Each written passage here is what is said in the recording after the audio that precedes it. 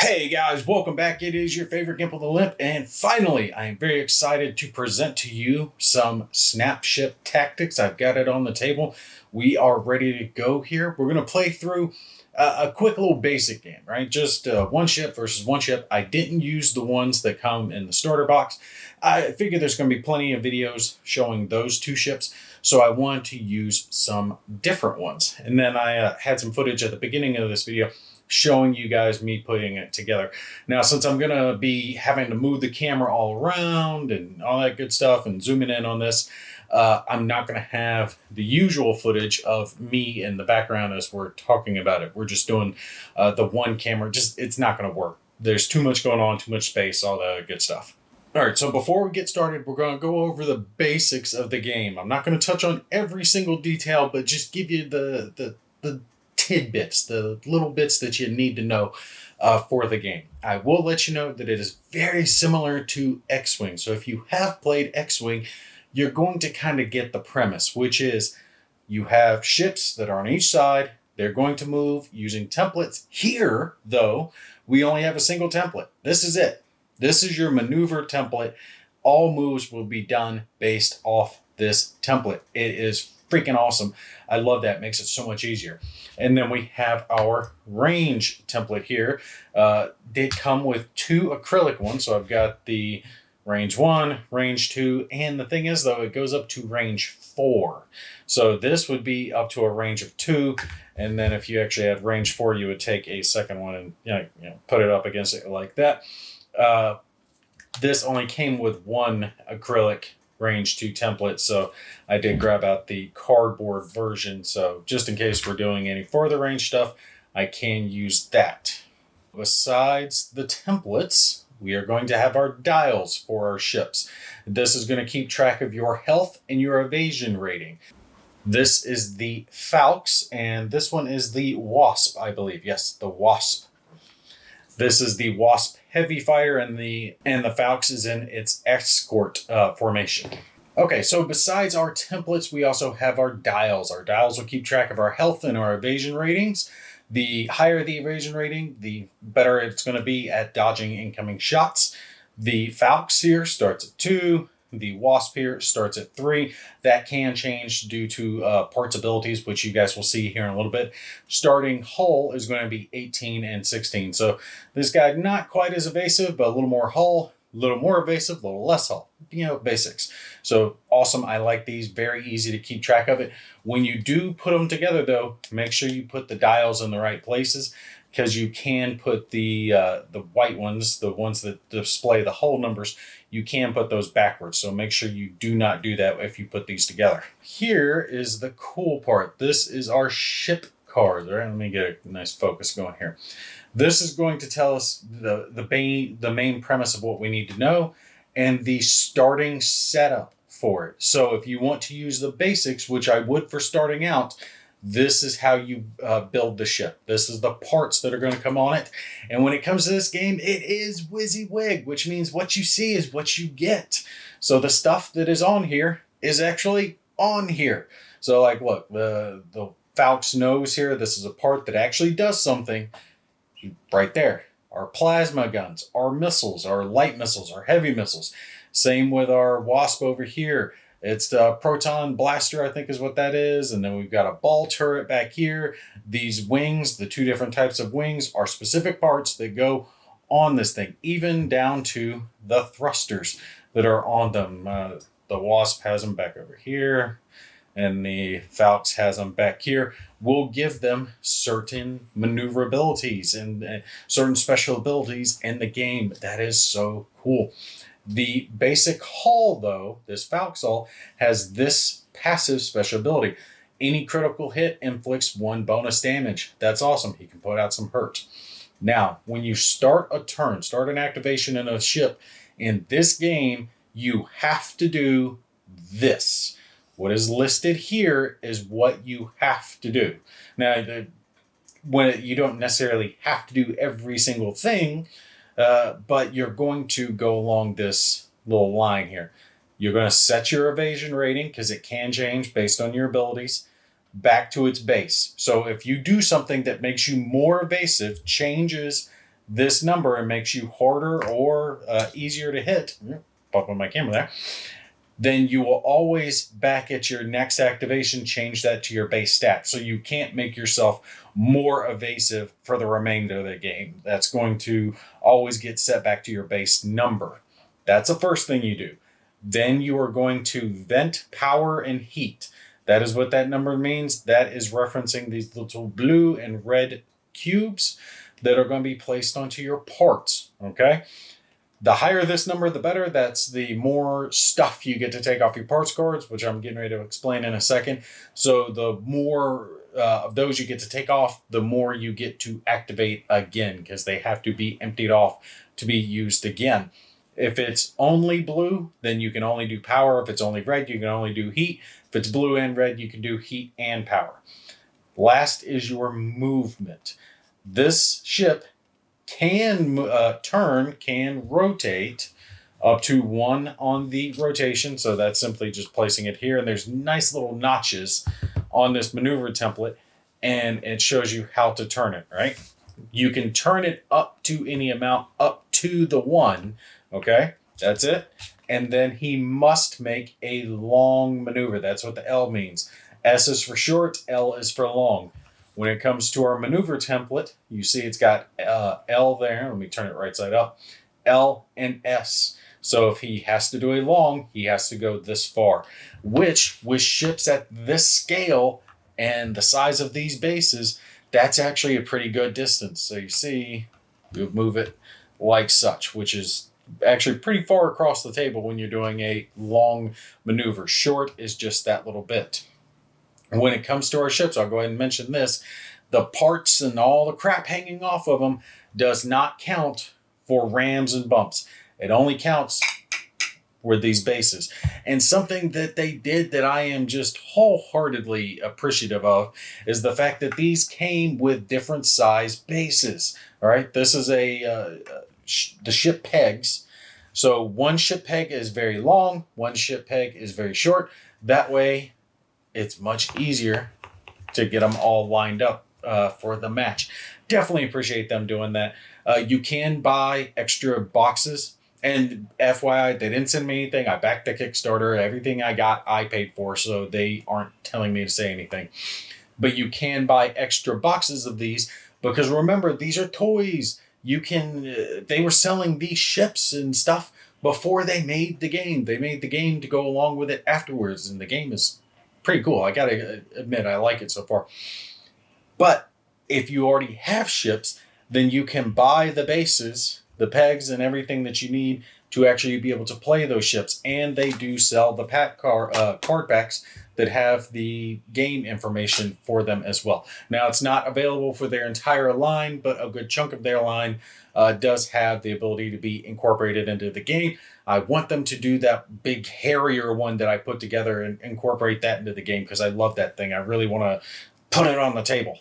When we are looking at our ship card here, it tells us how many parts can go on it and what type. This one, I'll zoom in here a little bit, can have a cockpit, 2 thrusters, a wing, and then 4 miscellaneous. Think of that as like weapons and missiles and junk and extra special bits get to be added to it. That is what this stuff is here on the back. So 1 cockpit, 2 thrusters, a wing and a nose piece, which is not a wing per se. It's got a plasma cannon and then 2 sets of missiles. And the missiles are cool because they actually put the missiles in the game. It's not just a, hey, I fired a missile. There's actual missile counters that go on the enemy ship. And they've got stats on the back for the attack that they do. That is so freaking cool. And these can get shot down. Now, unfortunately, because I would have liked if they had this in the game, but they do not. They do not go across the board as such, right? So you're not going to have missiles flying across the board. I was thinking it was going to be like that, like it is in, what is that game? The Warhammer game, the Dreadnought game. I'm brain farting. Battlefleet Gothic, back to that old game. Damn, I wish they would re-release that. You know how they used to have like torpedoes flying across off the table? That is not going to be done here. But if you do fire missiles, they do get put on the enemy card or ship. and they are going to have to be accounted for, so that at the end of the next activation with an enemy ship, they roll for the missile attack, and then potentially can shoot those down with actions and whatnot, and the missiles can miss as well. There are multiple different types of missiles. We have light missiles, heavy missiles, heat missiles, and then there are also, depending on the expansions you get with the game, torpedoes and ship killer missiles. So there's not just the base ones that come in the game, you can get different types of missiles too. So really cool stuff. Like I was saying, if we look here, zoom in here, this is our cockpit card. You see it gives a passive ability. The attacker gains no bonus to hit for being in your flank or rear. So that's one of the things in this game. These are directional, and this is the flank. All right, so the rear 180 of the ship is considered the flank, and then there's the rear arc, which is 45 degree. If you are in the rear flank, so shooting at them like this, you get a bonus. And then if you are directly in their rear, you get another bonus on top of that. So this ship does not suffer from that. If this guy gets behind him, he doesn't get that. So you have to make sure you keep track of all of these little bonuses. Sometimes there will be an ability on there that you can spend power towards. If you put 1 onto it, that's going to raise his evasion by 1. Besides things like the cockpit, you'll also have things like the wings. So that maneuver that you start with is the one maneuver you have to do. The maneuvers that come from things like thrusters and wings are the things that you can do if you put the energy into them. But this wing set does have a passive ability, so that's something that you're going to have anyway. You have to make sure and keep track of all these passive abilities. There are a lot that can add up. Just make sure you pay attention to it. It's similar to other games like Warhammer, X-Wing, any of the ones like that your stuff's going to have special abilities that kind of break the rules. So you have to make sure you pay attention to those. So you have the ability to have passive abilities, add extra movement to your ship, and then, of course, the attacks. Now, when it comes to things like this missile pod, you see it's not just power, it adds heat as well. And that is because there are things like these little red cubes that come into play. So when you have to pay this cost, you're not just paying the energy cost, you are adding heat to your ship. That is what I was talking about when I was pointing out here on the venting, right? So you have to vent that heat. If I fire missiles this turn, then the next turn I have to vent that power and heat before I can fire missiles again. Thing is if you get hit and you take a critical hit and you have heat in the area that you took that critical and it gets disabled, that's extra damage that your ship's going to take. So you don't want to sit around with a bunch of heat on your ship. It can end up burning you, literally. But you see, for example, with our missiles here, that's the front 180 degree arc. It can go up to range 2, which is one of the measuring sticks. Yeah. And it gets to fire 3 missiles. That means we will take 3 of these tokens and place them on the enemy ship. And he'll have the chance to either dodge or shoot those down, and they can potentially do some serious hurt. These heavy missiles, I can show you guys this, 5 damage if those things hit. That is brutal. Brutal. If you, he has pods that can fire up to 2 of those. So getting hit with those can take this thing down more than half if both of those heavy missiles hit. So they can put out some severe hurt. Now, the Wasp here does not have missiles, but he does have a lot of strange proton-type guns that can put out its own type of hurt. Now, here's the deal. If I tried to show every single part that both of these ships have, it would take forever for this video to even get started because there's 8 parts on both ships. We're not going to sit here and waste all that time going through it. But when I do activate a part for each ship, I will hold that up for the camera so you guys know what part I am using when they're doing whatever it is that they're doing. Last thing, and I was floating back and forth on how I was going to do this for the video because there's 2 different ways I can do it. I'm going to play this Solitaire heads up, but the game comes with Solitaire in it. There are order cards for all of the ships. So I've got order cards for this ship, all the other different ships. So you can play this game solitaire or cooperative. Here's the thing. I wanted to show the game as it's being played heads up. So I am going to play both of these ships. Because normally when you're playing it this way, when you're doing the solitaire and cooperative thing, you don't worry about power cubes and heat and all the other good stuff for the ship that you're going to be using as AI. I wanted to show that for both ships. So to show how this game would be played two-player, I am going to play both of them heads up and worry about the power cubes and the heat for the Wasp. Just understand that everything that I am doing for the Wasp can be done on the AI cards. So there are AI cards that will do all the same stuff. It'll tell you what your evasion rating is, what the movement is going to try to be, and then it'll do part actions. You don't have to worry about the heat, or you will put heat down when it is required, because that can come on the enemy card, but that's automatically pulled off. But it'll tell you to do how many orders. In this case, it'll do 4 part actions on its turn. If it can, it will try to do them top to bottom. That's it. Okay? It'll do as many as it can and then be done with its turn. And you will have 4 different cards. So you'll float through these randomly. You'll shuffle them up and draw them randomly each turn. I'm not going to use them. Just understand that they do exist, okay? So it has all the nice little orders and passive abilities that the ships do have. The ability to play it officially solitaire and cooperative is in the game. But to show the full form of the game, I am going to play it heads up, controlling both ships. And again, just understand that's not me knocking on their solitaire AI system or anything like that. I just want to show specifically the parts and the heat and how everything works in the game. All right, so let's roll real quick and we will see who's going to get the initiative. First, I'm going to roll for the Falcons and then for the Wasp. I keep wanting to call it the Locust.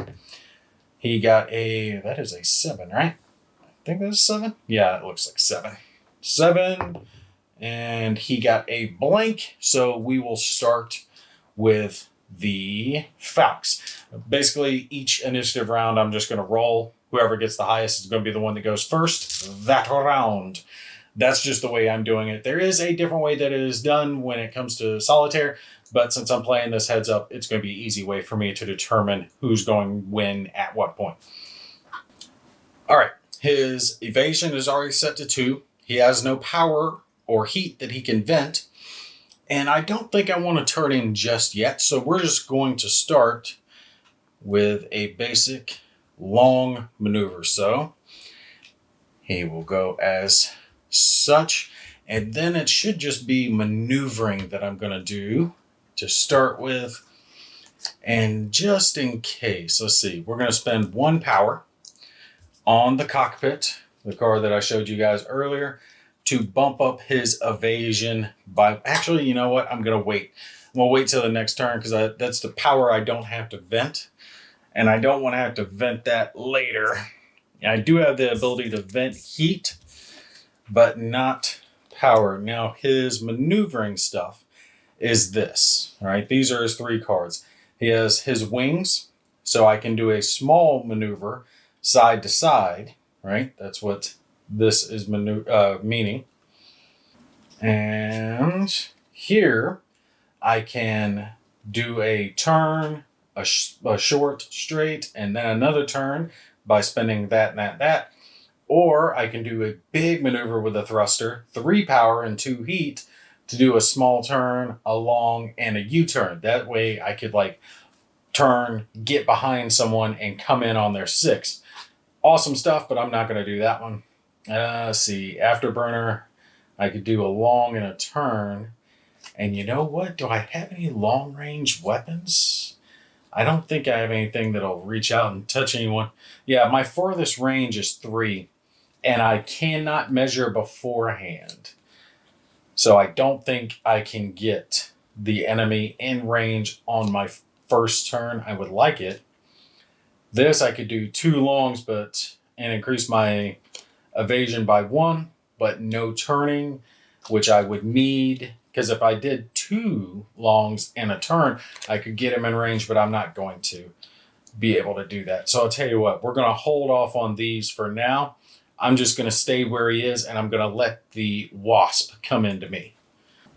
Basically, I want to let him get closer. That way I'm not burning all my heat and power trying to get up to him in hopes that I get one shot off. Save that energy and that heat dissipation for later when he's closer and I can actually get some shots off. All right, we got our wasp back over in this corner. He has the terrain over here near him and has this. He's already set at 3 evasion. No heat or power to burn. He has a small turn he can do, a 1, which is like a 45, so tink. And has to do a long. He has to do that to start with. So let's go ahead and get his maneuvering done. All right, and the best thing about this, as I keep telling you guys, let me see if I can get him real close so you guys can see it. See how there's a little notch right there by the L and the S? That makes it to where when you put it into the base of the ships, you can actually feel it. So if I want to turn 1, I turn and basically until it clicks. So it'll click in on that first turn. I love that. That is so great, and it makes it so easy to determine if you're doing it in the right order or not. Just as a quick FYI, this is an ice cloud and this is a gravimetric something or other. Basically, the green one back over here makes it to where they get to move a long movement for free. So if you hit that, however you hit it, you get an extra long movement added to whatever it is. This one actually adds the ability to remove a heat or a power, so you get to vent one. And then there's some asteroids down south here, which give you the ability to try to actually knock off some missiles. So if he has missiles on him, flying into asteroids is a good way to try to take those off. These things also do provide cover. The dotted ones, like the asteroid and the gravimetric shear up there, give a +2 benefit to being hit. And ones that have hard cover, like asteroids, grant you the ability to automatically discount 1 hit against you. And that's if your line of sight is being traced through it. So you have to be tracing that line of sight through whatever the debris is. All right, so here's what we're going to do with the wasp. I'm going to start with his thrusters. I don't think I'm going to pivot him because I don't want to pivot him into the ice cloud. Actually, I might point him at it because it's not going to damage him and I can reduce some power burn on it. So yeah, we're going to do that, just the top one, not the bottom one, which will allow me to do a little bit of a turn and a long maneuver. And then we should be in range to fire the was that D8 or DB? Yeah, the DB8 proton cannon and try to get some hurt going. Now, when you're looking at this tells you the arc of fire. So this is his front 45 degrees. That tells you the range. So 1, 2, 3, or 4 on the range. That tells you how many dice. And then here's where we're talking about damage and to hit. The top numbers are your to hit. So that 2 is going to be added to whatever the target's evasion is. Okay? So the Falx right now is a 2. So it's 2 plus 2 means you've got to have a 4 higher on the dice, which is actually pretty good. And any hits will be causing 3 damage. For this, for each hit, place 1 heat on the target's part that has no heat. Ooh, that sucks. That causes heat damage. That's bad. I don't like that. But that's for the ones that hit. So he would roll 2 dice, looking for 4s or better, and causing 3 damage. But narrow arc of fire and limited range, so he can't fire this in close. He has to be out at those medium ranges.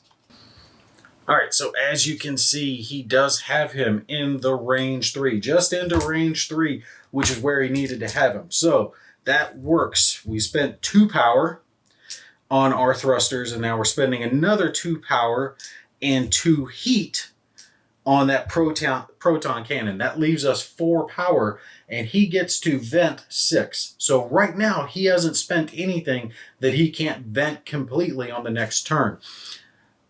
I would like to have fired that heavy cannon, but I don't think I got him right in the front arc.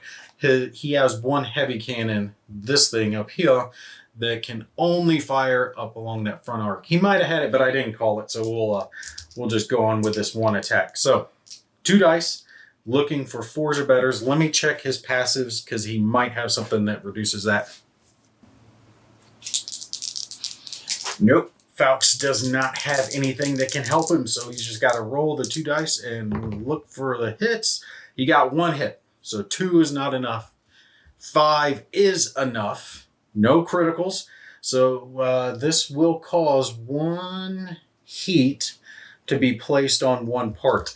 And to decide that, his parts are numbered 1 to 8 for each one of these guys. Their parts are numbered 1 to 8. Make sure you decide that, lay it out at the start of the game, because it does matter when you roll for things like critical hits on what parts are disabled. So I've got mine set out, and we'll roll and see which part got the heat.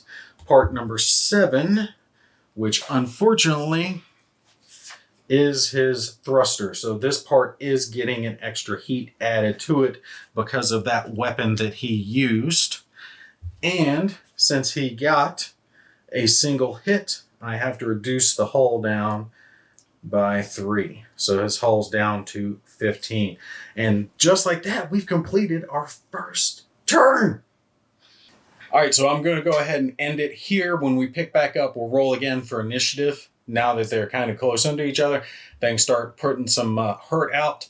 And it does appear, like after looking at it, kind of looking at their weapons and everything, that this one is very front loaded. He can put out a lot of hurt up close, but this one's missiles are going to be brutal. If he can fire off a full salvo, an alpha strike of missiles against the Wasp, those missiles could take him out in 1 salvo. Just for example, if he fired all of his missiles in one go, this is the amount of missiles he would be laying out against the target. So that's 2, 4, 6, 16. Yeah, that is 16 damage. His 1 missile salvo could completely wipe the Wasp if all of his missiles hit. More than likely that wouldn't happen. He does have anti-missile technology that he could use, but that is one hell of an alpha salvo, not to mention the fact that he could potentially use his proton blaster as well, or his plasma blaster that he does have that can cause some damage. All right, but when we pick up, we will go ahead and start with the next turn, and we'll see how things go. Just some final thoughts real quick. One of the things that I like about this game is the WYSIWYG aspect of it. The what you see is what you get, because you're actually plugging the parts onto each one of the ships, and that those parts do something. They are missiles or fins or wings or whatever it is. Like the alien faction themselves, a lot of theirs, let me grab whichever one it is. Oh no, this guy's a gunboat. He doesn't have it.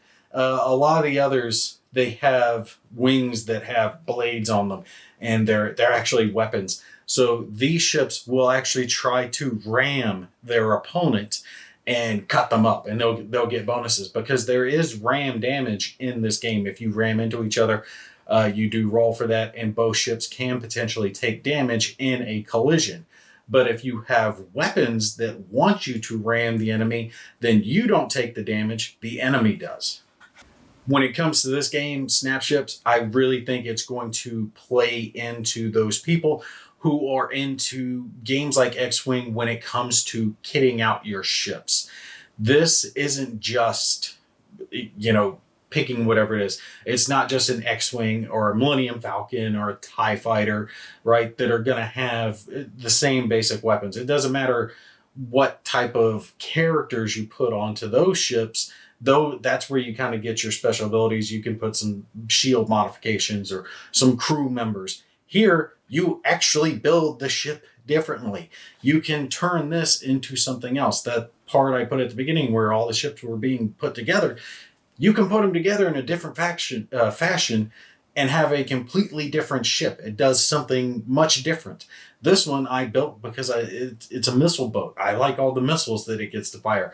This thing has its plasma and proton weapons that does a lot of energy damage. but you can kit them out in completely different fashions, have completely different part cards. I would suggest, and they do suggest as well, actually, that when you're first starting the game, that you stick with the suggested parts, right? The ones that they say to put on there until you have a little more experience and you understand what the parts do, and then you can start changing things up. Now, just as an FYI, you can't change up what these are. And by what I mean by that is you have to have a cockpit, you have to have thrusters, you have to have wings, you have to have the basics of a ship, and then you get to kind of adjust other things. Your main play is going to come from these last four. Now, you do have options. There are different wings and different thrusters and different cockpits, so you will have some play there, but you have to have those specific components so you have a ship. Your main ability to change things is things like exhaust vents that will let you vent heat, or if you're going to use missiles, or if you're going to use torpedoes. Like, there was the ability I could have put on this guy, the ship buster torpedo or something like that. Fires one torpedo, but can damn near wipe a ship off the board in one shot if you hit with it. Cool as hell. Love that. But anyway, let's pause it here. I will pick back up with a part 2, and we will get into the nitty gritty. We're going to see if we can get an alpha strike off with our Falcons here. And if that doesn't work, I'm pretty sure he's going to get burned down by all the plasma and proton weapons that the Wasp over here has. All right, that's going to be it for me. You guys take care. I'll catch you in the next one.